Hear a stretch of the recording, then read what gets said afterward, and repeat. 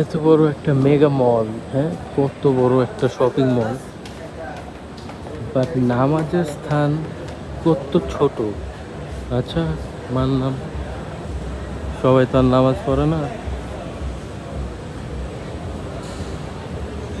কিন্তু কেবলা হইতেছে এই এই স্ট্রেইট দেখাচ্ছে, মানে পড়তেছে মানুষ এই স্ট্রেইট, বাট কেবলার মুখে হচ্ছে এদিকে, ঠিক এদিকে টিল্ট করা। তো আমরা কি ঠিকভাবে নামাজ পড়তেছি?